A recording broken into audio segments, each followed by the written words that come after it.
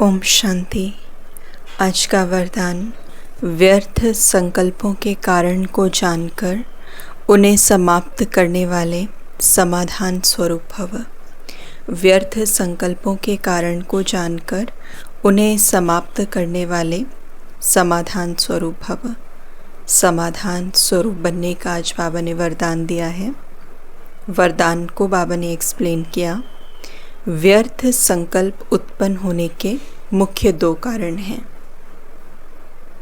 जो व्यर्थ संकल्प उत्पन्न होते हैं उनके मुख्य दो कारण हैं। पहला बाबा ने बताया अभिमान और दूसरा अपमान।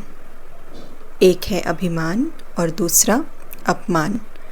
मेरे को कम क्यों, मेरा भी ये पद होना चाहिए, मेरे को भी आगे करना चाहिए, तो इसमें या तो अपना अपमान समझते हो या फिर अभिमान में आते हो।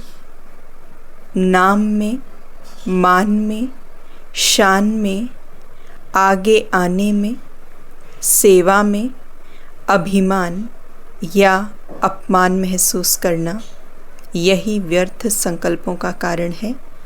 इस कारण को जानकर निवारण करना ही समाधान स्वरूप बनना है।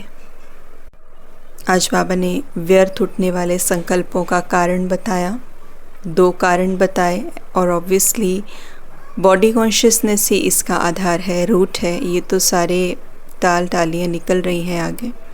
लेकिन व्यर्थ संकल्पों का जो बाबा ने कारण बताया, पहला अभिमान की फीलिंग और दूसरा अपमान की फीलिंग।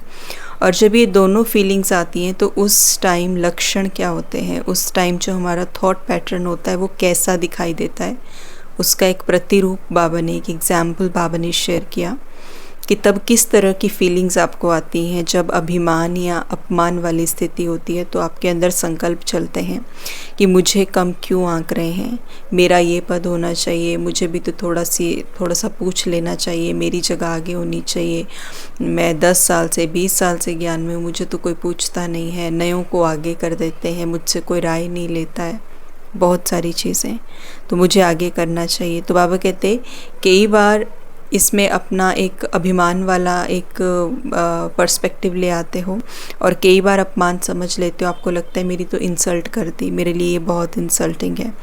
तो बाबा कहते दोनों में से एक चीज़ होती है।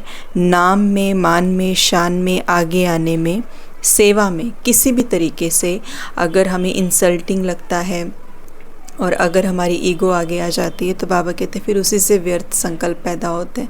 क्योंकि व्यर्थ संकल्पों का जो क्यों है वो तो बाबा ने बता ही दिया है कि क्वेश्चन मार्क से शुरू होगा। क्यों हुआ, किस लिए हुआ, कैसे हो गया, ऐसे नहीं वैसे होना चाहिए था, ये रिजेक्शन, ये नहीं करना चाहिए था, इससे अच्छा तो ये कर देते थे, ये तो अच्छा नहीं है ना। तो या तो रिजेक्ट करना या क्यों में चले जाना, क्यों, क्या, कब, कैसे, एक्सक्लेमेशन साइन ऑफ, है ना। यानी कि उसके अंदर एक हैरानी वाला, ऐसे कैसे हो गया, ऐसे कैसे कर दिया। तो ये जो भी मात्राएं हैं अदर देन जो फुल स्टॉप है, उसके अलावा जो भी मात्राएं हैं वो हमें क्यों में खड़ा कर देती हैं। तो इसीलिए ये व्यर्थ का जो कारण है वो ये है। तो बाबा ने कहा इस कारण को पहले जानना है, एक्नॉलेज करना बहुत ज़रूरी है।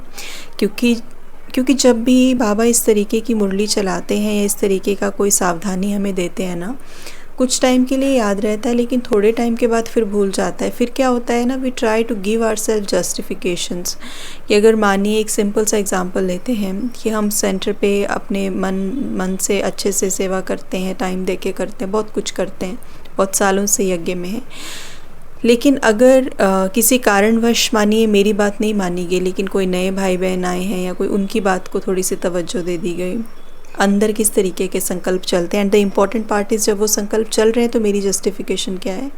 क्या मैं ये एक्नॉलेज करती हूँ कि नहीं, ये तो मेरा ही क्रिएट किया हुआ अपमान या अभिमान के कारण मैं कर रही हूँ, तो मुझे तो इस पर वर्क करना है। या मुझे ये लगता है नहीं, गलती तो दूसरे की है। तो यहाँ पे बहुत फ़र्क पड़ जाता है कि हम समाधान स्वरूप बनते हैं या हम फिर भी प्रॉब्लम ओरिएंटेड ही सोच रखते हैं। खुद को एक्नॉलेज करना कि I am doing wrong is very important, कि मैं गलत जा रही हूँ, यहाँ पे गलत जा रहा हूँ, तभी समाधान मिलेगा। स्लोगन, साइलेंस की शक्ति द्वारा स्वीट होम की यात्रा करना बहुत सहज है। साइलेंस की शक्ति द्वारा स्वीट होम की यात्रा करना बहुत सहज है। ओम शांति।